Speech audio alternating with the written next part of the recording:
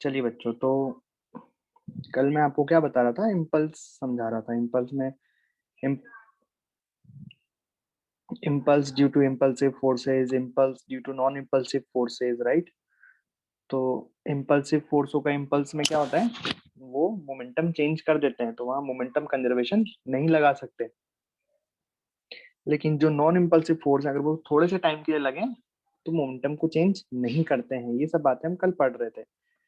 फिर मैंने आपको बताया कि ग्रेविटेशनल फोर्स, ग्रेविटेशनल पुल या स्प्रिंग फोर्स हमेशा नॉन इम्पल्सिव फोर्स होते हैं, और जो normal reaction, tension and friction force हैं वो इम्पल्सिव भी हो सकते हैं और नॉन इम्पल्सिव भी हो सकते हैं। तो हम यहाँ कुछ क्वेश्चन कर रहे थे, तो यहाँ पे मैंने कुछ केसेस बनाए थे। यहाँ आपको बताना था कि जो नॉर्मल रिएक्शन है वो इम्पल्सिव होंगी या नॉन इम्पल्सिव होंगी, है ना। तो कॉलिजन का फोर्स हमेशा इम्पल्सिव होता है, ठीक है। बाकी जो दूसरे नॉर्मल लगते हैं ग्राउंड से, वो इम्पल्सिव हो भी सकते हैं और जरूरी नहीं है कि इम्पल्सिव हो, मतलब वो नॉन इम्पल्सिव भी हो सकते हैं। जैसे केस एग्जांपल में, फर्स्ट केस में क्या था कि ये आपस में दोनों टक्कर किए, तो ये जो नॉर्मल है वो ऐसे आया और नीचे ग्राउंड की वजह से नॉर्मल आया, ठीक है। तो यहाँ पे ये जो ग्राउंड की वजह से नॉर्मल आया, ये कैसे हैं, ये नॉन इम्पल्सिव है। बिकॉज देखो, ये तो कॉलिजन की वजह से नॉर्मल आया, तो ये कॉलिजन वाला नॉर्मल तो इम्पल्सिव होगा, ठीक है। अब जो नीचे ग्राउंड की वजह से नॉर्मल आया, ये इम्पल्सिव होगा या नॉन इम्पल्सिव, ये डायरेक्टली हम नहीं कह सकते हैं कि भाई ग्राउंड से आया नॉर्मल तो ये हमेशा ही इम्पल्सिव होगा या हमेशा ही नॉन इम्पल्सिव होगा। ऐसा जरूरी नहीं है, डिपेंड करेगा। जैसे यहाँ पे कॉलिजन की वजह से जो फोर्स आया ये नॉर्मल, ये तो इम्पल्सिव है, ये तो पक्का पता है क्योंकि कॉलिजन की वजह से आया। अब क्या इसका कोई कंपोनेंट हो रहा है क्या वर्टिकल डायरेक्शन में? ये जो नॉर्मल लगे हैं कॉलिजन की वजह से इम्पल्सिव, इनका कोई भी कंपोनेंट वर्टिकल डायरेक्शन में नहीं है, ठीक है। और ऐसे भी बोल सकते हैं कि जो ग्राउंड से नॉर्मल आया है ब्लॉक्स पर, ए पर एंड बी पर, ये बैलेंस्ड है। किससे बैलेंस्ड है? ये mg से बैलेंस्ड है, राइट। नीचे mg लग रहा है, ऊपर नॉर्मल n1 लग रहा है। वैसे यहाँ पे नीचे mg लग रहा है, ऊपर n2 लग रहा है, ये दोनों आपस में बैलेंस्ड है। तो अगर ये नॉर्मल n1 mg से बैलेंस्ड है, तो मैं कहूंगा कि ये n1 नॉन इम्पल्सिव है, because mg is the non impulsive force, right. और एक बात मैंने आपको ये बताई थी कि इम्पल्सिव फोर्स को केवल इम्पल्सिव फोर्स ही बैलेंस कर सकते हैं, ठीक है। खैर, इस केस में हमें क्लियर है कि n1 n2 क्या हो गए, नॉन इम्पल्सिव, और n क्या हो गया, इम्पल्सिव हो गया। अब फिर एक सेकंड केस था, इसमें एक छोटी सी बॉल थी ए, उसको एक बड़ी बॉल के ऊपर ऐसे ड्रॉप कर दिया, तो यहाँ पे दोनों कोलाइड किए,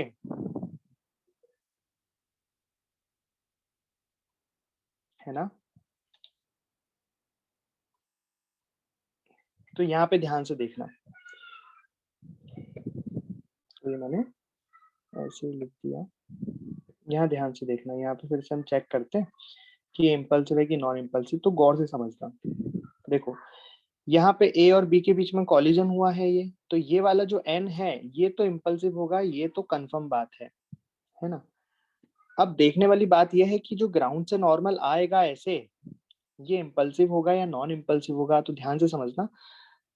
तो अगर मैं किस बी बॉल को देखूं ना, इस बॉल बी को अगर मैं देखूं, तो ये बॉल वर्टिकल डायरेक्शन में तो मूव नहीं कर रही है ना। इसका मतलब, अच्छा इसका एफबीडी में बनाता हूँ बी बॉल का। तो बॉल पे नीचे क्या लगेगा, mg। ऊपर ये जो नॉर्मल लगा वो ग्राउंड की वजह से लगा, और ये जो नॉर्मल लगा ये कौन सा, इम्पल्सिव। तो मैं इक्वेशन कैसे लिख सकता हूँ, नीचे कौन कौन से फोर्स लग रहे हैं, n लग रहा है नीचे, प्लस mg लग रहा है नीचे, और इन दोनों को बैलेंस कर रहा है ये ग्राउंड, ng। ng मतलब जो नॉर्मल ग्राउंड से आ रहा है वो तो है ng। ये n कौन सा है, जो ये कॉलिजन की वजह से नॉर्मल आया। तो सोचना जरा ध्यान से कि यहाँ पे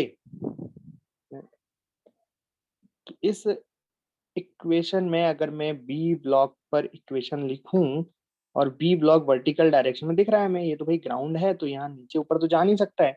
तो यहाँ इक्वेशन लिखूं तो क्या लिखूंगा, एन प्लस एम जी बराबर एन जी, राइट।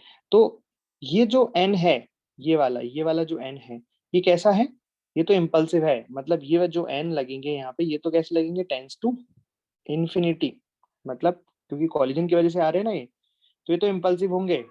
अब ध्यान से देखना कि ये जो Ng है ये किसके बराबर है, N प्लस Mg के बराबर है, ठीक है। और ये N कैसा है, ये तो बहुत ज्यादा बड़ा फोर्स है, Mg भी इसमें ऐड हो गया, तो Ng भी क्या हो गया, बहुत बड़ा फोर्स हो गया ना। तो यहाँ पे ये Ng भी इम्पल्सिव होगा, दोनों इम्पल्सिव होंगे यहाँ पे। N1 ये N भी इम्पल्सिव होगा और Ng भी इम्पल्सिव होगा।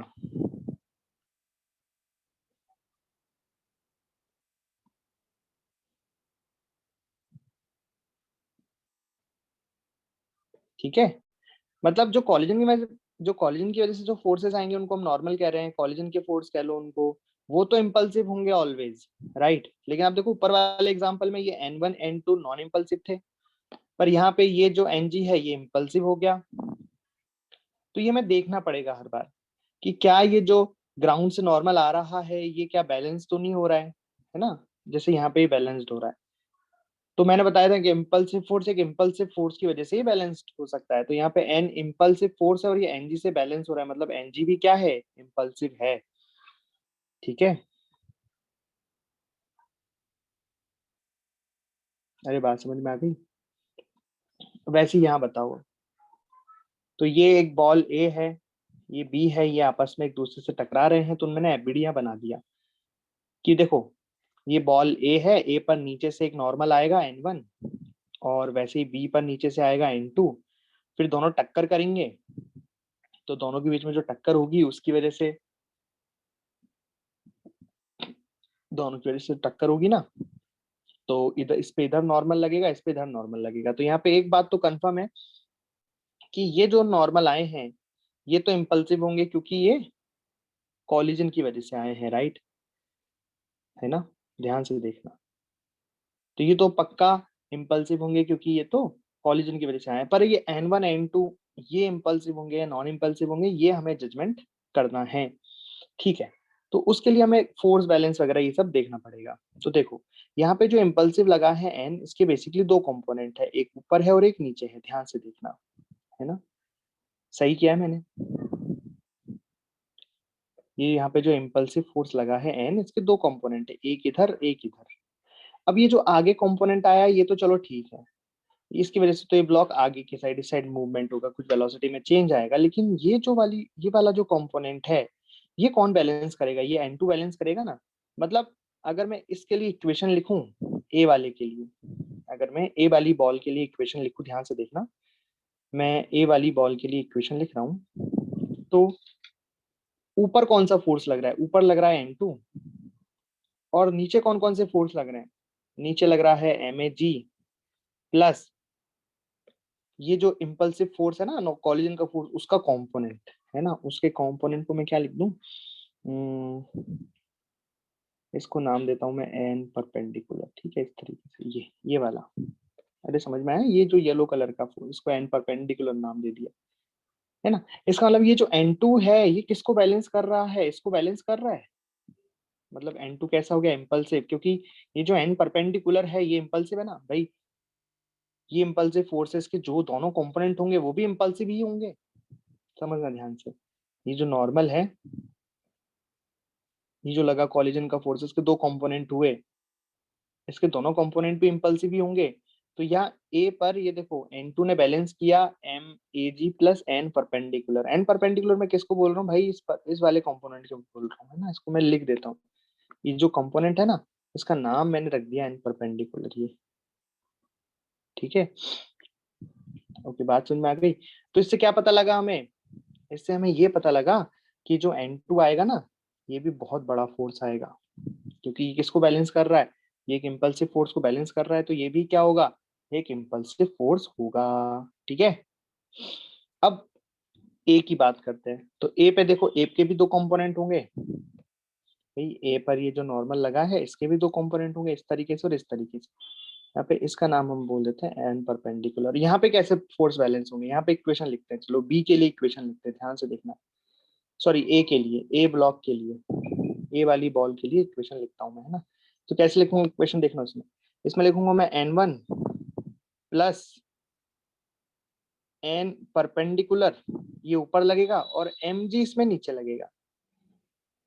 अरे बोलो, मतलब इसमें जो झटका लगा, इसमें जो ये कोलिजन का फोर्स है इसका कंपोनेंट ऊपर है और ये नॉर्मल भी ऊपर है, मतलब इसने इसको बैलेंस नहीं किया, इसके साथ ये ऐड हो रहा है। अब डिपेंड करता है कि ये दोनों मिलके mg को बैलेंस कर पाते हैं या नहीं, तो अभी ऐसे नहीं कर पाएगा। तो आप यहाँ पे टेंडेंसी देखो, आप करके देखना, एक बड़ी बॉल लेना, एक छोटी सी बॉल लेना, दोनों को एक से यहाँ पे मूव कराना, तो क्या होगा देखना। जब ये मूव करेगा ऐसे, ये मूव करेगा ऐसे, जब ये भिड़ने वाले होंगे, जब ये टकराएंगे, उसके बाद जो ए बॉल है इसकी टेंडेंसी होगी ऊपर ऐसे उछलने की, होगी कि नहीं होगी? सोचो ध्यान से, एक बड़ी बॉल है, एक छोटी बॉल है, उस उधर से आप धक्का मारना, इधर से इसको धक्का मारना, तो देखना ये जो बड़ी बॉल है इसके पास टेंडेंसी आएगी ऊपर उचकने की, हल्की सी उछलेगी, ये नहीं उछलेगी, ये ए वाली उछलेगी। क्यों उछलेगी? देखो यहाँ डायग्राम बन रहा है, ये रहा एफबीडी। तो यहाँ पे देखो आप, ये ऊपर क्या लगेगा, ये कोलिजन का जो नॉर्मल लगा है इम्पल्सिव फोर्स, उसका कंपोनेंट आएगा। नॉर्मल ऊपर लग रहा है n1, और उनको बैलेंस करने वाला कौन है? mg। लेकिन आपको पता है यहाँ पे mg इनको बैलेंस नहीं करेगा और इसकी टेंडेंसी आएगी ऊपर उछलने की। लेकिन एक बात तो कंफर्म हो गई कि इस नॉर्मल ने यहाँ पे इसको बैलेंस करने की जरूरत नहीं पड़ी, ये तो उसको सपोर्ट कर रहा है, मतलब आपस में बैलेंस तो नहीं कर रही है। इसका मतलब ये वाला नॉर्मल कैसा हो गया? ये वाला नॉर्मल हो गया नॉन इम्पल्सिव, पर ये वाला नॉर्मल कैसा था? इम्पल्सिव। ठीक है, तो यहाँ पे मैं लिखूंगा कि n एंड n2, तो ये तो कैसे है? इम्पल्सिव।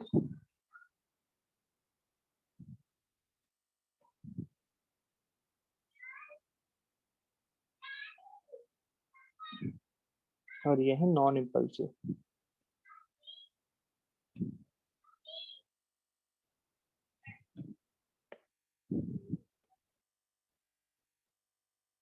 इस तरीके से, ठीक है।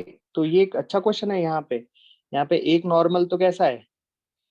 Non impulsive. लेकिन वहीं ग्राउंड से जो दूसरा नॉर्मल आ रहा है दूसरे ऑब्जेक्ट पर, वो कैसा है?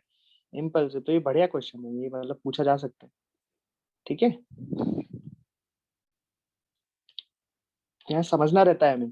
तो इम्पल्सिव नॉन इम्पल्सिव कैसे डिसाइड करोगे? नॉर्मल, ये वाला नॉर्मल इम्पल्सिव है कि नॉन इम्पल्सिव? तो आपको देखो, जो जहाँ कॉलिजन हो रहा है वो तो नॉन इम्पल्सिव रहेगा 101%, लेकिन जो और दूसरे नॉर्मल लग रहे हैं अलग अलग कॉन्टेक्ट पे, अब वो इम्पल्सिव फोर्स को बैलेंस कर रहे हैं या नहीं कर रहे हैं, वो आपको देखना पड़ेगा। फिर आप जज कर सकते हो कि जो नॉर्मल है वो यहाँ इम्पल्सिव है या नॉन इम्पल्सिव है। ठीक है, तो बेसिकली यहाँ पे ये इस कंपोनेंट को, अगर कंपोनेंट देखो, जैसे यहाँ इसका कंपोनेंट था जो इम्पल्सिव फोर्स का, वो नीचे था और ये n2 ऊपर था, मतलब ये दोनों आपस में एक दूसरे को बैलेंस कर रहे हैं, और सही भी है।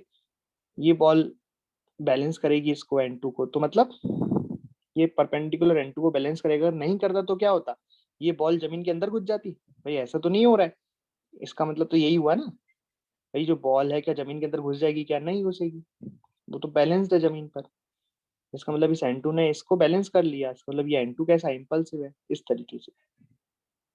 ठीक है, चलिए अब हम डिसाइड करेंगे फ्रिक्शन फोर्स में कि कौन सा फ्रिक्शन इम्पल्सिव है और कौन सा नहीं। तो देखो भाई, इसका तो बड़ा ही आसान तरीका है कि जिस कांटेक्ट पॉइंट पर आप बात कर रहे हो, देखो फ्रिक्शन और नॉर्मल दोनों ही कांटेक्ट पर लगते हैं, तो जिस कांटेक्ट पॉइंट पर आप बात कर रहे हो कि फ्रिक्शन इम्पल्सिव हो गया या नॉन इम्पल्सिव, तो उस कांटेक्ट पर आप ये देख लो कि जो नॉर्मल रिएक्शन है वो कैसा है, इम्पल्सिव या नॉन इम्पल्सिव। अगर वहां नॉर्मल रिएक्शन इम्पल्सिव है तो फ्रिक्शन भी इम्पल्सिव होगा, बिकॉज हम जानते हैं फ्रिक्शन कितना होता है? म्यू इंटू एन होता है। ठीक है, ओके। तो यहाँ पे देखो दो कांटेक्ट पॉइंट्स हैं, एक तो ये वाला ए, इसको नाम पी दे देते हैं, पी पॉइंट, और ये क्यू पॉइंट। आपको बताना है कि देखो दोनों पे फ्रिक्शन लग रहा है, ये बॉल इधर लुढ़क रही है तो यहाँ पे भी फ्रिक्शन लग रहा है, ये बी बॉल इधर लुढ़क रही है यहाँ पे भी फ्रिक्शन लग रहा है, मतलब फिसल रही है, फिसलते हुए आ रही है ये, है ना? लुढ़क नहीं रहे, फिसलते आ रहे हैं। तो बताओ, पी पॉइंट पर जो फ्रिक्शन लगेगा वो इम्पल्सिव हो गया नॉन इम्पल्सिव, और क्यू पर जो लगेगा वो इम्पल्सिव हो गया नॉन इम्पल्सिव। तो देखो, जैसे मान लेते हैं कि यहाँ पे फ्रिक्शन लगा इस तरीके से और यहाँ फ्रिक्शन लगा इस तरीके से, बताइए तो यहाँ पे जो फ्रिक्शन लगा उसको एफ ए बोल देते हैं, क्योंकि ये ए पर लग रहा है, ऑब्जेक्ट ए पर, ये इसको बोल देते हैं एफ बी, क्योंकि बी ऑब्जेक्ट पे लग रहा है। तो बताइए, एफ ए इम्पल्सिव हो गया non impulsive, F B impulsive हो गया नॉन इम्पल्सिव। तो हम कैसे देखेंगे कि यहाँ पे जो नॉर्मल लग रहे हैं वो इम्पल्सिव है नॉन इम्पल्सिव? अच्छा, मैं अभी की बात नहीं कर रहा हूँ, इनके टकराते वक्त की बात कर रहा हूँ। अभी तो सिंपल है, अभी तो ये नॉन इम्पल्सिव है भाई, अभी तो ये मस्त फिसल रहा है ना यार, अभी तो कोई इम्पल्सिव फोर्स आ ही नहीं रहे हैं। मैं बात कर रहा हूँ कि जब ये टकराएंगे उस वक्त, जब ये टकराएंगे उस वक्त इम्पल्सिव है नॉन इम्पल्सिव, अभी की बात थोड़ा ना कर रहे हैं।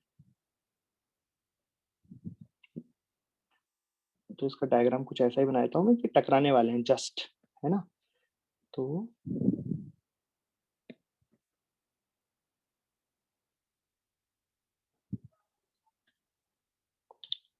चलिए, अब डायग्राम ठीक है, अब ये दोनों टकराने वाले हैं, ये टकरा ही गए, मतलब टकराने वाले क्या, टकरा गए। अब बताना है आपको कि पी पॉइंट पर जो फ्रिक्शन लगेगा और क्यू पॉइंट पर जो फ्रिक्शन लगेगा, उनमें से कौन सा तो इम्पल्सिव होगा और कौन सा नॉन इम्पल्सिव होगा, बताओ जल्दी से। तो कैसे बताओगे? वहां पे लगने वाला नॉर्मल देखोगे, नॉर्मल हमने जस्ट अभी भी देखा है सेम एग्जांपल में, देखो ये देखा, देखो ये टक्कर हुई, टक्कर हुई तो हमने देखा कि यहाँ पे जो नॉर्मल लगा इस पॉइंट पर, वो तो कैसा है N1 नॉन इम्पल्सिव, लेकिन यहाँ पे जो नॉर्मल लगा बी पर वो कैसा है, इम्पल्सिव, है ना। इसका मतलब जो एफ ए है वो हो गया नॉन इम्पल्सिव फ्रिक्शन,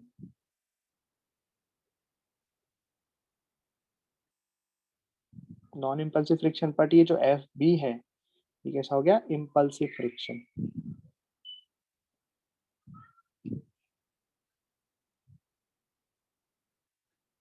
ठीक, चलिए यहाँ पे बताइए। तो ये क्वेश्चन हमने किया था अभी, याद है आपको? हमने इसमें इम्पल्स निकाला था, फ्रिक्शन का इम्पल्स बताओ। तो जब ये कॉलिजन हो रहा है, जब ये बॉल यहाँ पे कोलाइड कर रही है, उस वक्त बताना है कि बॉल यहाँ पे कोलाइड कर रही है। तो ऑब्वियस है कि भाई जब बॉल कोलाइड कर रही है तो कॉलिजन वाला फोर्स तो इम्पल्सिव होता है, तो यहाँ पे जो नॉर्मल लगेगा, यहाँ पे जो नॉर्मल लगेगा वो कैसा लगेगा, इम्पल्सिव लगेगा। तो जो फ्रिक्शन इस पर लगेगा वो फ्रिक्शन भी कैसा आएगा, इम्पल्सिव आएगा। और इसका तो इम्पल्स हमने निकाला भी है, याद है आपने क्वेश्चन किया था हमने, देखो ये रहा, find the impulse of force by the ground, find impulse of normal reaction, find impulse of friction force. तो मैंने आपको बताया था यहाँ की, देखो जो फ्रिक्शन नॉर्मल लगा ये बहुत ज्यादा फोर्स लगे, इम्पल्सिव फोर्स लगे, इनके इम्पल्स हमने कैलकुलेट किए, बहुत कम समय में भी इन्होंने इम्पल्स दे दिए। इसका मतलब ये कैसे फोर्स थे, इम्पल्सिव फोर्स थे। अगर नॉन इम्पल्सिव फोर्स होता तो इतने कम समय में इनका इम्पल्स जीरो होता, तो मोमेंटम कंजर्व इसमें कर लेते। लेकिन चूंकि ये क्या है, नॉर्मल और फ्रिक्शन यहाँ पे इम्पल्सिव है, इसलिए मोमेंटम कंजर्वेशन नहीं लगा सकते। ये तो बात पढ़ाई थी हमने कल, रिवाइज करके आए हो? अरे रिवाइज करके आए हो क्या? चलो, और आखिरी अब, तो देखो नॉर्मल का आप सीख गए कि नॉर्मल कब इम्पल्सिव होगा कब नॉन इम्पल्सिव होगा, फ्रिक्शन का आप सीख गए। अब ये आखिरी, टेंशन, कि टेंशन कब इम्पल्सिव होगा कब नॉन इम्पल्सिव होगा। तो देखो यहाँ पे एक डायग्राम मैंने बनाया है, एक छत से रस्सी टंगी हुई है और रस्सी से एक बॉल ए टंगी हुई है। अब मैं तीन केसेस लेता हूँ, यानी तीन बॉल लेता हूँ, एक एक करके फेंकूंगा, तीनों को एक साथ नहीं फेंक रहा हूँ, एक एक करके फेंका है। पहले ये पहली बॉल को फेंका, फिर ये दूसरी नंबर की बॉल को फेंका, फिर ये तीसरे नंबर की बॉल को फेंका। किस पर फेंका, ए पर फेंका, तो आके टकराएगी ये, भाई ऑब्वियस है ना। ए बॉल को जब फेंका हमने इस तरीके से, तो इसको मान लो ऐसे बी वेलोसिटी से फेंका हमने, और इसको भी हमने ऐसे बी वेलोसिटी से फेंका, और इसको भी हमने ऐसे बी वेलोसिटी से फेंका, लेकिन एक एक करके फेंका है, ठीक है, एक एक करके फेंका है। तो सबसे पहले बताओ, जब कॉलिजन बॉल नंबर 1 एंड ए में हो रहा है तब टेंशन इंपल्सिव होगा या नॉन इंपल्सिव होगा? तो सबसे पहले हम कॉलिजन कर रहे हैं,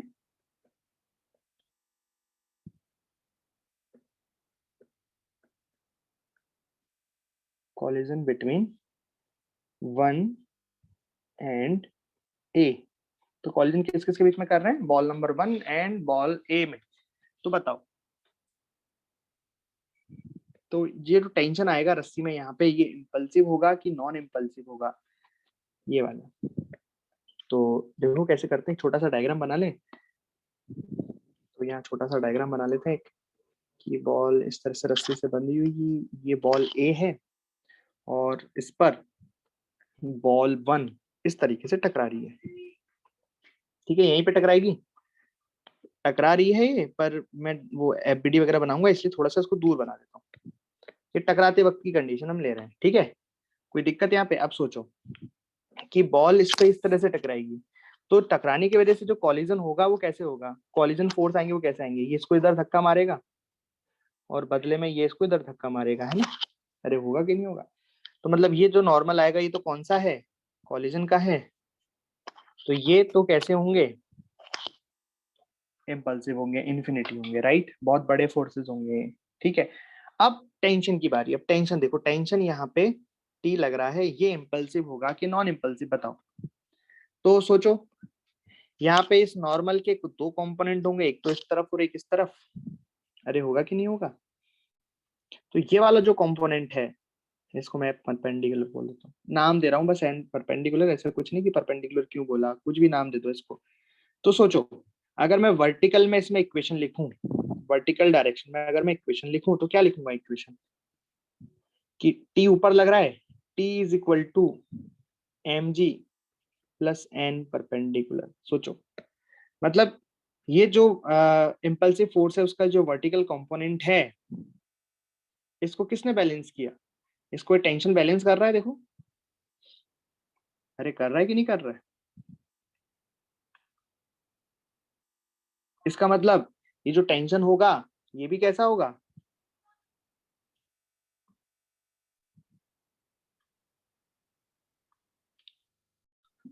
ओके। तो इसका मतलब क्या हुआ कि यहाँ पे टेंशन और नॉर्मल इंपल्सिव होंगे। अब नॉर्मल तो कॉलिजन का फोर्स है, वो तो इंपल्सिव होगा ही, लेकिन टेंशन भी इंपल्सिव होगा क्योंकि उस नॉर्मल का एक कंपोनेंट आएगा, है ना।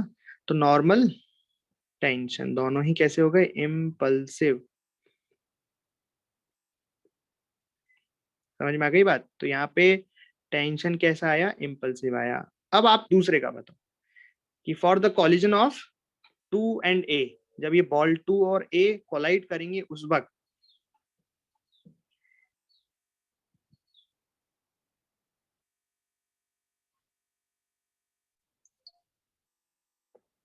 बताइए। चलिए, तो अब हम पढ़ेंगे for the collision of two and A.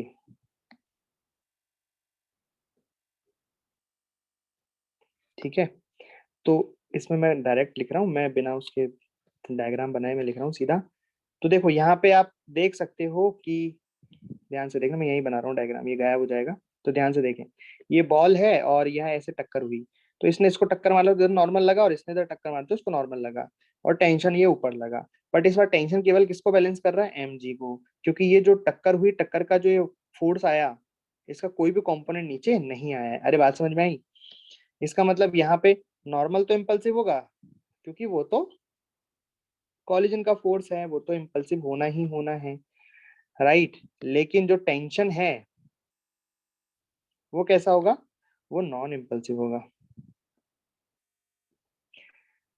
भाई ठीक, आपका भी यही आंसर है। और आखिरी भी बता दो अब कि collision of between three and A के बीच में।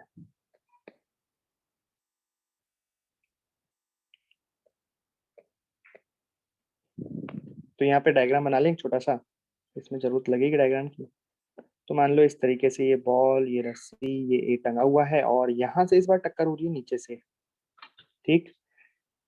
तो अब देखना ध्यान से, अभी इसको टक्कर मारेगा तो ये नॉर्मल ऐसे गया और इस पे नॉर्मल ऐसे लगा, कॉलिजन का फोर्स है, ये तो कैसा होगा, इम्पल्सिव होगा, राइट।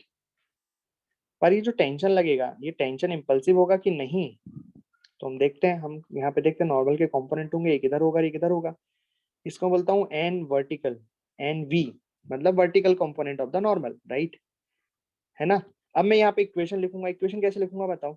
यहाँ पे मैं इक्वेशन लिखूंगा, वर्टिकल डायरेक्शन में क्या लिखूंगा, टी प्लस नॉर्मल का वर्टिकल कंपोनेंट और नीचे कौन, एम जी। अब इस बार ये जो वर्टिकल कंपोनेंट है नॉर्मल का, टेंशन उसको सपोर्ट कर रहा है, मतलब उसी की तरफ लग रहा है, उसको बैलेंस थोड़ी कर रहा है।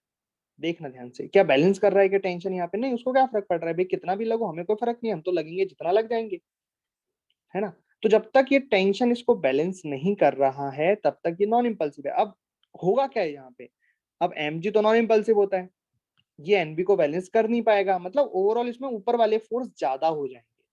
ऊपर वाले फोर्स ज्यादा हो जाएंगे तो आप अज्यूम कर भी सकते हो कि जब आप किसी बॉल को इस तरीके, जैसे बॉल एक रस्सी से बंधी हुई है, उसको हम टक्कर बांध रहे हैं ऐसे, टक्कर मार रहे हैं ऐसे, तो आप देखोगे कि ये टकरा के ये बॉल थोड़ा सा ऊपर से ऊपर उछलेगी, थोड़ा सा आगे भी जाएगी और ऊपर भी उछलेगी, है ना, वो इसी की वजह से।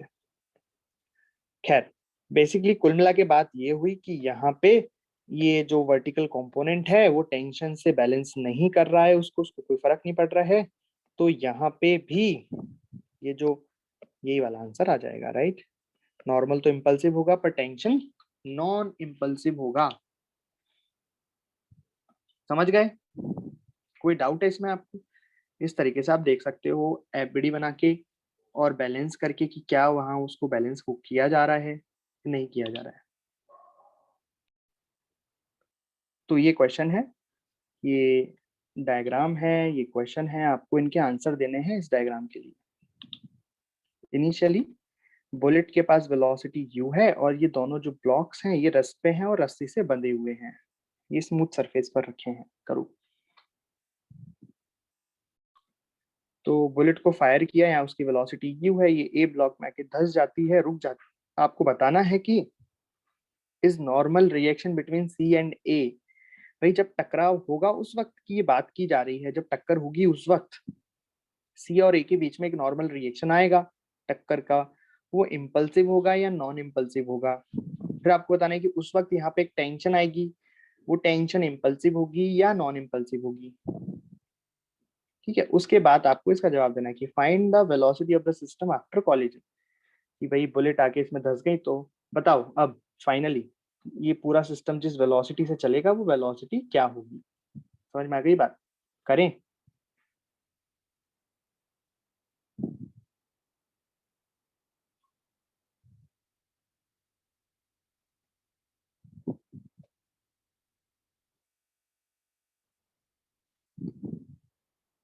तो मैं डायग्राम बना रहा हूँ जब टक्कर हो गई, है ना। तो ये बुलेट आके ऐसे, दिख रहा है आपको कि बुलेट ऐसे है, ठीक, ये यू वेलोसिटी से चलेगी, ये यू वेलोसिटी से चलेगी, इस तरीके से यू वेलोसिटी से आ रही है और आके इसमें ऐसे टक्कर मारेगी और टक्कर मार के इसी में धंस जाएगी इस तरीके से। ठीक, ये टक्कर हो रही है उस वक्त का मैं डायग्राम बनाऊंगा अब। तो जब टक्कर हुई तो क्या हुआ होगा बताओ। टक्कर हुई तो बुलेट ने इस ब्लॉक पर फोर्स लगाया होगा ऐसे, एक नॉर्मल फोर्स एन, बताओ लगेगा कि नहीं लगेगा। और बदले में बुलेट पर भी ऐसे नॉर्मल फोर्स लगा होगा एक एन। ठीक है, तो ये फोर्स कैसा है, कॉलिजन का फोर्स है ना। अब ये फोर्स जब कॉलिजन का है तो नॉर्मल तो ऑब्वियस है कि कैसा होगा, इम्पल्सिव होगा।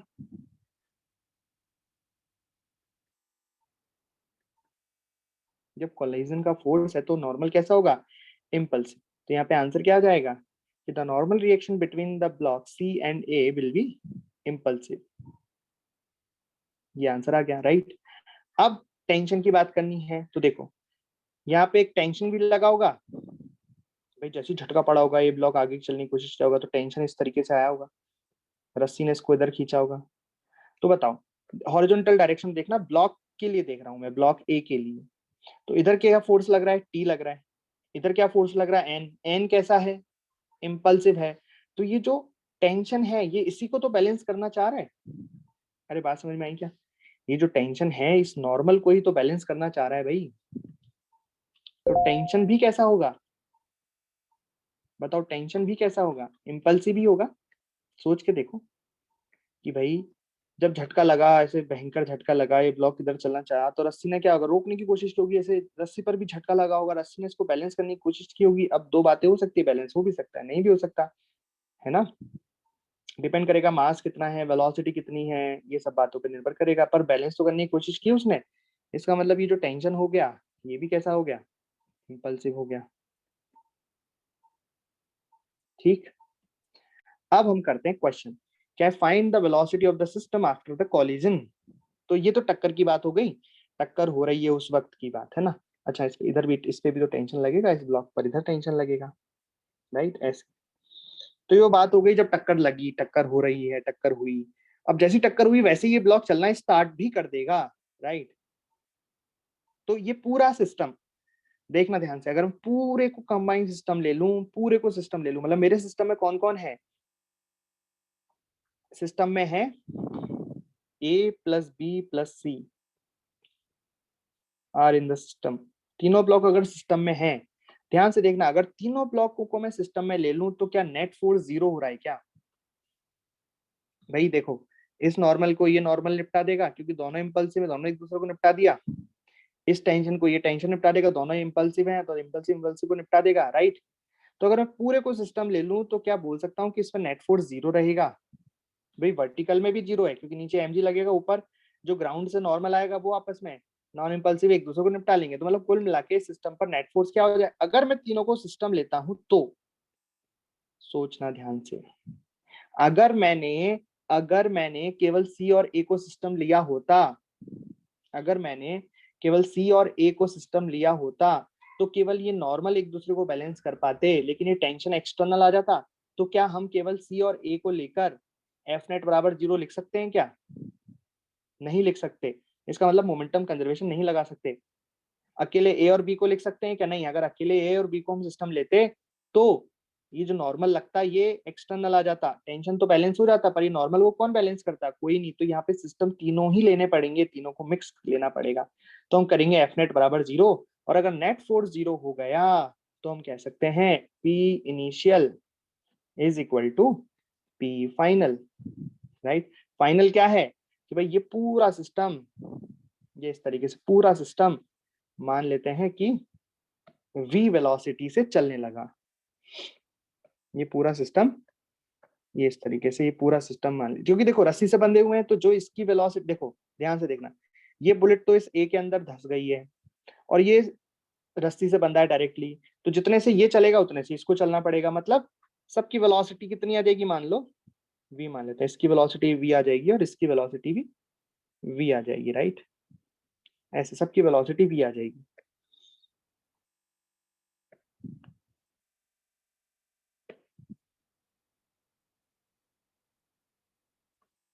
समझ गए? ठीक है, मोमेंटम कंजर्वेशन लगाते हैं। तो इनिशियल कौन सा हो जाएगा? इनिशियल तो ये हो जाएगा टक्कर से पहले, टक्कर से जस्ट पहले और ये टक्कर के जस्ट बाद।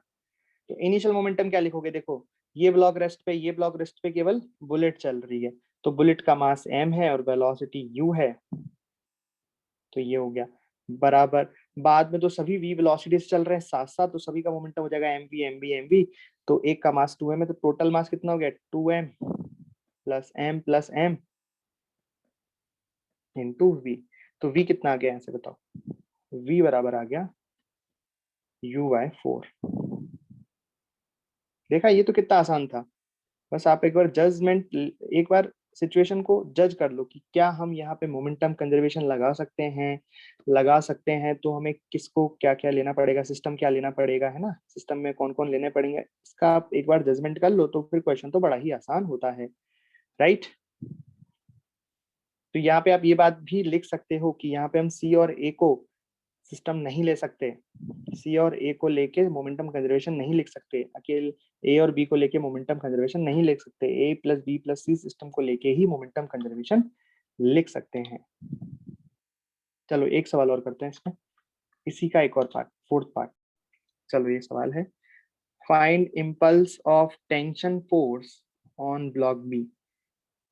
ये जो टेंशन लगा ना झटके कॉलिजन के टाइम पर, कॉलिजन जब हुआ उस वक्त जो टेंशन लगा इस ब्लॉक बी पर, इसका हमें इम्पल्स लिखना है। क्या लिखना है? इम्पल्स लिखना है टेंशन का ब्लॉक बी पर।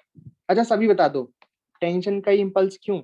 यहाँ पे आप ये बुलेट पर जो नॉर्मल लग रहा है इसका भी इम्पल्स बता दो, सबका इम्पल्स बता दो। तो कैसे करेंगे? देखो बड़ा ही आसान है। तो मैं सब फॉर ब्लॉक बी,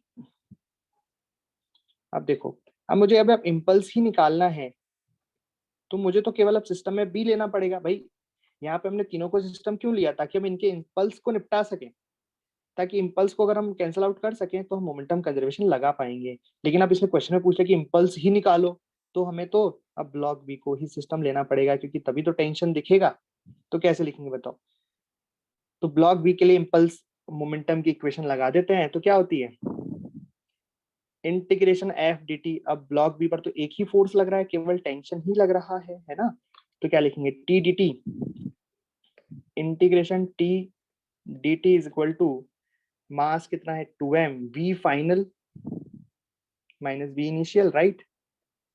भाई इनिशियल वेलोसिटी कितनी है 0, तो कितना आ गया है ये आ गया है कुछ mu/2 है ना, प्लस में mu/2। भाई प्लस आया ना, v final minus v initial किया तो प्लस आया। इसका मतलब इसका जो इम्पल्स आया उसकी डायरेक्शन आगे की तरफ आएगी, है ना। डायरेक्शन क्या आ गई इम्पल्स की? भाई इसको हमने प्लस माना है ना, आगे की तरफ, तो इम्पल्स की डायरेक्शन क्या आ गई? आगे की तरफ। बात समझ में आई क्या? चलिए, अब अगर मैं आपसे पूछूं कि इम्पल्स मोमेंटम की इक्वेशन लिखो ए के लिए, ब्लॉक ए के लिए इम्पल्स मोमेंटम की इक्वेशन लिखो, तो कैसे लिखोगे? तो आंसर तो आ गया, ये मैं आपको एक्स्ट्रा बता रहा हूँ ऐसे। फॉर ब्लॉक ए के लिए मोमेंटम इम्पल्स की इक्वेशन लिखो। तो देखो भैया, ब्लॉक ए के पास चले हम, तो ये रहा ब्लॉक ए। तो इस ब्लॉक ए पर तो दो दो फोर्स लग रहे हैं, टी पीछे लग रहा है, एन आगे लग रहा है, सॉरी टी पीछे लग रहा है और ये नॉर्मल आगे लग रहा है ना। अरे लग रहा है ना, टी पीछे लग रहा है और नॉर्मल आगे लग रहा है। इसका मतलब दोनों का इम्पल्स आएगा इस पे। तो आगे की साइड कौन लग रहा है? नॉर्मल। तो नॉर्मल का इम्पल्स पॉजिटिव लिखूंगा N D T minus integration of T D T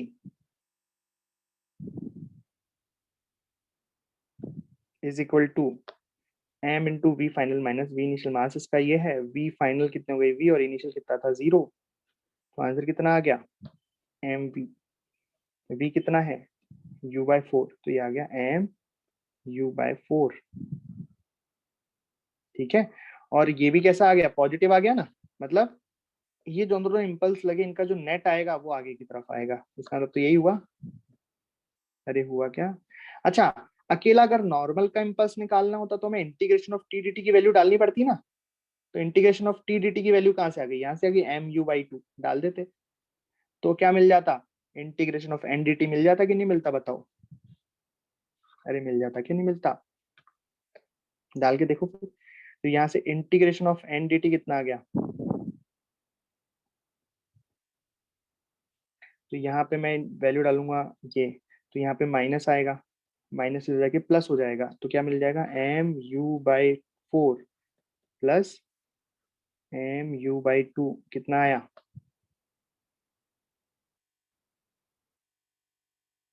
3mu/4। ये भी पॉजिटिव आया, मतलब इसका मतलब ये जो आया एनडीटी का इम्पल्स, ये भी कैसा आया? ये भी पॉजिटिव आया। ठीक, अरे बात समझ में आई। चलो, अब अकेले बुलेट को क्यों छोड़ रहे हैं? बुलेट के लिए भी लगा देते हैं इक्वेशन, इम्पल्स मोमेंटम की इक्वेशन, राइट। बुलेट के लिए भी लगा देते हैं।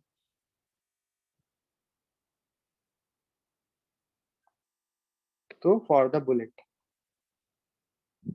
बुलेट को हमने क्या बोला? सी बोला है। और ब्लॉट बुलेट सी, ठीक है, सी पे लगाओ। चलो बुलेट पे लगाओ। तो बुलेट पर फोर्स किधर लग रहा है? नॉर्मल पीछे आया ना, और अकेला बस यही है इस पे, तो और तो है नहीं कुछ। तो क्या लिखेंगे? Minus of integration of N D T, क्योंकि बुलेट पे पीछे लगा ना इम्पल्स, नॉर्मल का तो नेगेटिव, इज इक्वल टू कितना आएगा? M into V final minus V initial. V final कितना है वी, और वी इनिशियल कितना है यू।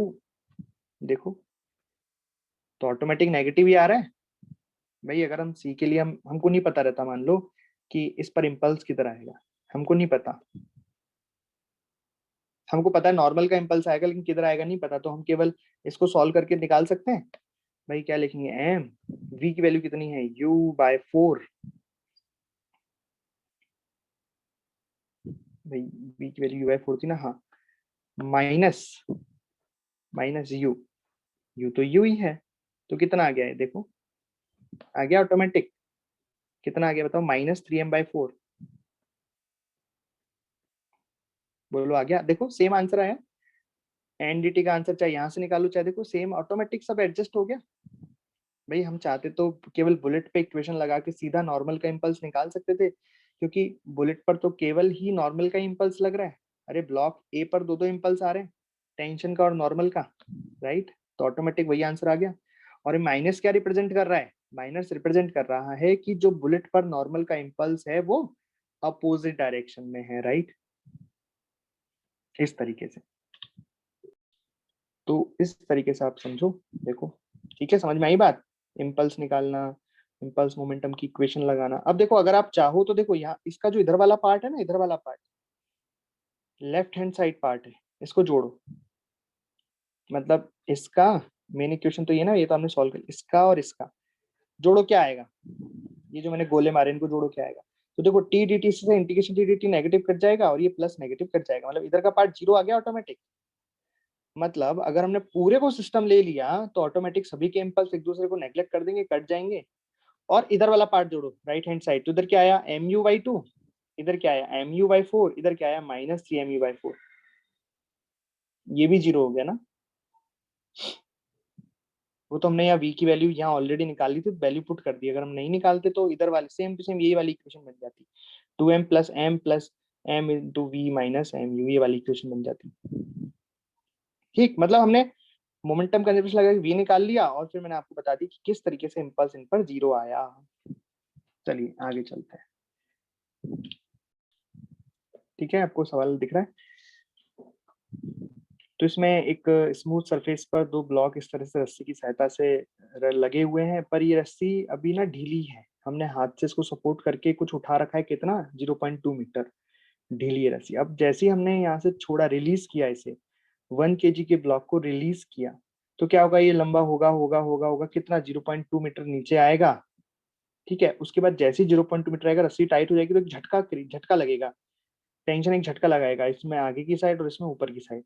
वही निकालना है आपको कि जो टेंशन लगेगा उस टेंशन का इम्पल्स क्या होगा, फाइंड करना है। करो, चलिए। तो अब जैसे ही हमने 1 kg के ब्लॉक को रिलीज किया तो 0.2 मीटर नीचे आके एक मोमेंट ऐसा आएगा जब ये रस्सी टाइट हो जाएगी। रस्सी टाइट हो जाएगी तो क्या होगा देखो। अच्छा, ये 0.2 मीटर नीचे आएगा तो कुछ ना कुछ इसके पास वेलोसिटी ऑलरेडी आ चुकी होगी, उसको मैं यू बोल देता हूँ। ये 0.2 मीटर नीचे आया है तो कुछ ना कुछ इसके पास वेलोसिटी नीचे आ चुकी है ना, इसको मैं बोलता हूँ यू वेलोसिटी इसके पास आ चुकी है। अब जैसे ही रस्सी टाइट होगी तो क्या होगा? रस्सी जैसे ही टाइट होगी तो इसमें ऊपर की तरफ एक टेंशन आएगा रस्सी का। ठीक है, ऊपर की तरफ इस तरह से एक टेंशन आएगा टी। ये टेंशन कैसा होगा, इम्पल्सिव या नॉन इम्पल्सिव? ये टेंशन होगा इम्पल्सिव फोर्स से होगा ये, है ना। और ये टेंशन इस 2 kg को आगे भी खींचेगा, इसमें आगे की तरफ भी आएगा क्योंकि ये भी रस्सी से बंधा हुआ है ना। इस तरीके से ये टेंशन यहाँ पे भी आएगा। ठीक, उसकी वजह से क्या होगा? उसकी वजह से ये होगा कि ये ब्लॉक जो रुका हुआ था वो अब चलने लगेगा। ये ब्लॉक जो ऑलरेडी यू से चल रहा था लेकिन अपोजिट डायरेक्शन में फोर्स लगा इम्पल्सिव, तो इसकी वेलोसिटी यू से कुछ और चेंज हो जाएगी, राइट, कुछ और चेंज उसकी वेलोसिटी हो जाएगी। तो आपसे पूछा गया है कि इसका इम्पल्स कितना होगा, तो क्या करें बताओ।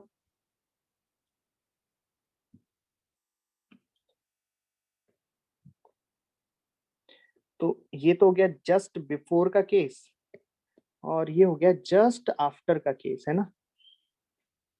जस्ट आफ्टर बाद इसकी वेलोसिटी अब यू नहीं रहेगी, दोनों ब्लॉक के पास कुछ वेलोसिटी आ जाएंगी और वो सेम रस्सी से बंधे हुए हैं, इसके पास दोनों के पास सेम वेलोसिटी आ जाएगी। जैसे मान लो इनके पास वेलोसिटी आ जाएगी v और इसके पास वेलोसिटी नीचे की तरफ आ जाएगी v, ये हो जाएगा। तो ये क्या हो गया, जस्ट बिफोर और ये क्या हो गया, जस्ट आफ्टर। ठीक है, अब ये u और निकाल लूं मैं तो काम ही खत्म हो जाएगा। u कितना हो जाएगा बताओ, हमने कितनी हाइट से छोड़ा इसे 0.2, तो u हो गया √2gh, h कितना लिखूंगा 0.2, तो कितना आ रहा है ये u बराबर 2 मीटर पर सेकंड आ रहा है। ठीक है, अब यहाँ तक क्लियर है क्या बताओ? u की वैल्यू 2 मीटर पर सेकंड आ गई। ठीक है, अब जैसी रस्सी टाइट हुई, एक झटका लगा, झटके की वजह से ये वेलोसिटी v हो गई। सेम रस्सी से बंधे हैं तो ऊपर वाले ब्लॉक की वेलोसिटी भी v हो जाएगी। हमें ये v भी नहीं पता और हमें इम्पल्स भी निकालना है, टेंशन का इम्पल्स कितना आया। करो जल्दी से। तो सबसे पहले वेलोसिटी v निकाल लें, बोलो निकाल लें क्या? चलो तो कैसे निकालें, हम पूरे को सिस्टम ले लेते हैं, ये पूरे को सिस्टम ले लेते हैं ना। दोनों ब्लॉक्स को सिस्टम ले लेंगे तो ये टेंशन क्या हो जाएगा, इंटरनल फोर्स हो जाएगा। इंटरनल फोर्स हो जाएगा तो हम इसको नेग्लेक्ट कर सकते हैं, मतलब सॉरी, टेंशन लग रहा है, टेंशन एक दूसरे को निपटा देगा तो हम इसमें मोमेंटम कंजर्वेशन अब लगा सकते हैं। तो मोमेंटम कंजर्व कर दिया, पूरे को सिस्टम ले लिया हमने ना। तो ये 1 kg प्लस 2 kg को सिस्टम लेने पर टेंशन का इम्पल्सिव फोर्स निपट गया, तो हमने यहाँ पे मोमेंटम कंजर्व लिख दिया, P initial is equal to P final. बोलिए कोई दिक्कत? अच्छा जी, अब बताइए इनिशियल मोमेंटम कितना है, ये तो रेस्ट पर है, ऊपर वाला जो ब्लॉक है वो तो रेस्ट पर है, ये इस ब्लॉक की वेलोसिटी 2 है, तो इसका मोमेंटम कितना आ जाएगा, 1 kg का ब्लॉक है इंटू 2 बराबर, फाइनली दोनों ब्लॉक v से चल रहे हैं तो 1 + 2, ये तो मास हो गया 1 kg + 2 kg, और दोनों ब्लॉक v से चल रहे हैं तो ये v बराबर कितना आ गया, 2/3 मीटर पर सेकेंड। वेलोसिटी आ गई। अब जब वेलोसिटी आ गई तो अब इम्पल्स निकालना तो बहुत ही आसान है, कैसे? अब देखो इम्पल्स कैसे निकालते हैं, अभी मैंने इम्पल्स मोमेंटम की इक्वेशन लगाने सिखाई थी ना। अब किसी भी ब्लॉक पे इक्वेशन लगा दो, चाहे 2 kg पर लगा दो, चाहे 1 kg पर लगा दो। कैसे लगाओगे, देखिए, तो किस पे लगाऊं पहले, सेम आंसर आएगा। 2 kg वाले पे लगाऊं, चलो 2 kg वाले पे लगाते हैं। 2 kg वाले पे इक्वेशन लगाते, जैसे वहां लगाई थी ना। तो देखो इसमें इसका इम्पल्स लिखते हैं अपन, इम्पल्स ड्यू टू टेंशन, एक ही फोर्स लग रहा है आगे की तरफ, इम्पल्सिव फोर्स उस छोटे से समय के लिए है ना। जस्ट पहले और जस्ट बाद की केस में जो टेंशन का इम्पल्स आया है कितना आया, तो पहले 2 kg वाले ब्लॉक के लिए मैं इम्पल्स निकाल रहा हूँ। ठीक, तो मैं यहाँ लिखूंगा इम्पल्स, इम्पल्स क्या बोलते हैं, जे वेक्टर बोलते हैं ना इम्पल्स को, impulse due to tension T. ठीक है, क्या लिखूंगा, एम मास कितना है उसका 2 kg, और V final minus V initial, तो अंतिम वेलोसिटी वी है और इनिशियल वेलोसिटी कितनी थी 0। तो कितना है आंसर बताओ, 2 इंटू वी कितनी है 2/3 माइनस 0, तो आंसर कितना आया 4/3, 4/3 आया किलोग्राम मीटर पर सेकंड, क्योंकि ये तो यही होता है, किलोग्राम मीटर पर सेकंड ही होता है। ठीक है, अब यही आंसर, तो टेंशन का इम्पल्स ये रहा, लेकिन ऐसे ही सिखाने के लिए मैं 1 kg वाले पे भी लगा के दिखाऊं आपको। देखो 1 kg वाले पे, तो 1 kg वाले पर impulse due to tension is equal to mass, mass कितना हो जाएगा 1 kg, final minus final velocity है v माइनस इनिशियल वेलोसिटी है u, ये वेक्टर में आते हैं ना, ये वेक्टर में आते हैं। ठीक, तो वन हो जाएगा, फाइनल वेलोसिटी भी नीचे की तरफ है तो उसको लिख दूंगा मैं सिंपली 2/3 माइनस इनिशियल वेलोसिटी भी नीचे की तरफ थी तो उसको सिंपली लिख दूंगा 2। कितना आ रहा है ये आ रहा होगा आपका -4/3। बताओ आ रहा है कि नहीं आ रहा, आना भी चाहिए -4/3, क्यों आना चाहिए, जब ऊपर वाली इक्वेशन में वो -4 सॉरी +4/3 आया है तो नीचे वाले में कितना आना चाहिए -4/3। क्यों, तभी तो मैंने बोला यहाँ पे इक्वेशन यही तो लगाई मैंने कि दोनों को अगर मैं सिस्टम ले लूंगा तो टेंशन का इम्पल्स नेग्लेक्ट हो जाएगा, 0 हो जाएगा। भाई दोनों को सिस्टम लेने के बाद देखो इम्पल्स 0 होना चाहिए ना, तो आ रहा है इस तरीके से। तो टेंशन का इम्पल्स कितना आ गया 4/3 किलोग्राम मीटर पर सेकेंड, एक पर आगे की तरफ एक पर ऊपर की तरफ। ठीक है, समझ गए?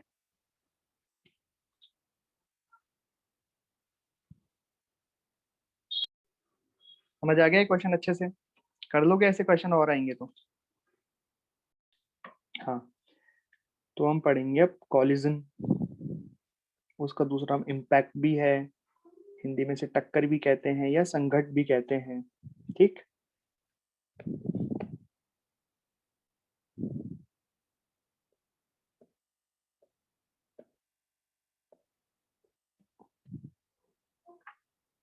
तो क्या होता है कॉलिजन, किसे बोलते हैं कॉलिजन?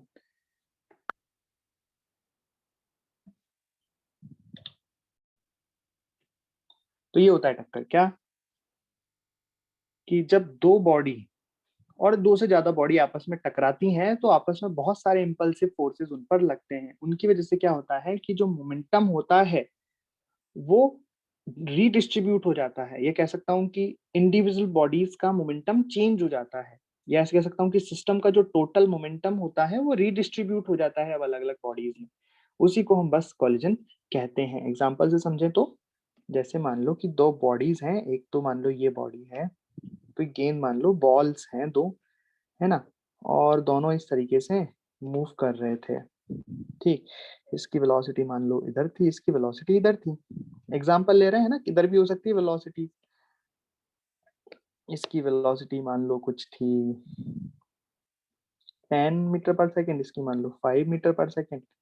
ये ए, ये बी, ठीक है। अब क्या होगा बताओ, ये दोनों आपस में टकराएंगी? भाई एक दूसरे की तरफ आ रहे हैं, दोनों एक दूसरे को अप्रोच कर रहे हैं, अप्रोच कर रहे हैं तो कभी ना कभी तो इनमें टक्कर होगी, कॉलिजन होगा, इम्पैक्ट होगा। ठीक है, तो कॉलिजन होगा तो कुछ कुछ होगा, इस मतलब जैसे क्या होता है कॉलिजन होता है तब कि भाई जो ए है वो बी को धक्का मारेगा, जो बी है वो ए को ऐसे धक्का मारेगा, ये नॉर्मल लगाएगा। हमने पढ़ा कॉलिजन वाले force, infinite force, impulsive force लगेंगे। तो इस पे ऐसे, इस पे ऐसे, इससे क्या होगा, बी पर तो इधर फोर्स लगेंगे, ए पर इधर फोर्स लगेंगे, देखो दिख रहे हैं ना यहाँ पे। तो इसकी 10 मीटर पर सेकेंड कम होती जाएगी वेलोसिटी, इसके पास भी वेलोसिटी इस डायरेक्शन में 5 कम होती जाएगी। फिर हो सकता है कि फाइनली इनकी वेलोसिटीज किधर भी हो सकती हैं। क्या, जैसे हो सकता है कि 10 मीटर पर सेकेंड इसकी वजह से इसकी वेलोसिटी अपोजिट डायरेक्शन में हो सकता है टकराने के बाद ये इधर चले जाए, और ये 5 जो इधर आ रहा था वो इधर चले जाए, वो कुछ भी हो सकता है। ऐसा भी हो सकता है कि दोनों ही आगे चलने लगे। वो सब हम कैलकुलेट करके निकालेंगे, वो सब डिपेंड करता है कि वेलोसिटी कौन सी, वेलोसिटी कितनी है, मास कितना है, टक्कर कौन सी हो रही है, बहुत सारी टक्कर होती हैं, उन सब पे वो डिपेंड करता है। ठीक है, और ये भी जरूरी नहीं है कि उनकी शेप वापस से वैसी हो जाए, हो सकता है अलग अलग शेप, शेप चिपकी रह जाए। ये भी तो हो सकता है कई बार कि दो चीज आपस में टकराती है तो चिपकी हुई रह जाती है। तो कुछ भी हो सकता है। तो अभी तो मैंने ये मान लिया कि टकराने के बाद इसकी वेलोसिटी उधर इधर v1, इधर कुछ v2 हो जाएगी। ठीक, और ये बात भी जरूरी है, खैर ये ठीक है, बस इतना काफी है। अभी और पढ़ेंगे ना अपन कि v1 क्या होगा, v2 क्या होगा, है ना। तो कोलिजन के दौरान क्या होता है, कुछ इस तरीके से इनकी शेप वेप बिगड़ जाती है, फिर वापस से वो रिफॉर्म होती है शेप। ये ड्यूरिंग, ऐसा हुआ। तो भाई यहाँ डेफिनेशन क्या लिखी थी, it will change momentum of individual body. देखा भाई, पहले इसका मास कुछ होगा, मान लो एम ए मास है, इसका मोमेंटम कितना होगा 10 इंटू एम ए। अब मास तो वही रहेगा लेकिन मोमेंटम चेंज हो गया ना, इसका मोमेंटम भी चेंज हो गया, ऐसा। पर सिस्टम का नेट मोमेंटम कांस्टेंट रहेगा। क्यों? क्योंकि जो नॉर्मल ये जो कॉलिजन के फोर्स लग रहे हैं, अपन इनको अगर पूरे को सिस्टम ले लें तो ये तो आपस में एक दूसरे से कैंसिल आउट हो जाएंगे, तो हम मोमेंटम कंजर्वेशन लगा सकते हैं यहाँ से यहाँ तक। बताओ लगा सकते हैं कि नहीं लगा सकते हैं यहाँ से यहाँ तक मोमेंटम कंजर्वेशन? बिल्कुल लगा सकते हैं, अगर हम पूरे को सिस्टम में ले लें तो। अकेले को लेंगे तो नहीं है भाई, अकेले को तो मैं कह ही रहा हूँ कि it will change momentum of individual body. अकेले अकेले का तो मोमेंटम चेंज कर देगा ये, लेकिन अगर हम पूरे को एक सिस्टम लें तो हम यहाँ पे मोमेंटम कंजर्वेशन लगा सकते हैं, राइट, क्योंकि ये नॉर्मल तो एक दूसरे को कैंसिल आउट कर देंगे। ठीक है, तो इसकी डेफिनेशन ऐसे ही बोलते हैं कि सिस्टम का जो मोमेंटम है वो रीडिस्ट्रीब्यूट हो जाता है। ठीक, इसको हम कॉलिजन कहेंगे, इम्पैक्ट कहेंगे, राइट।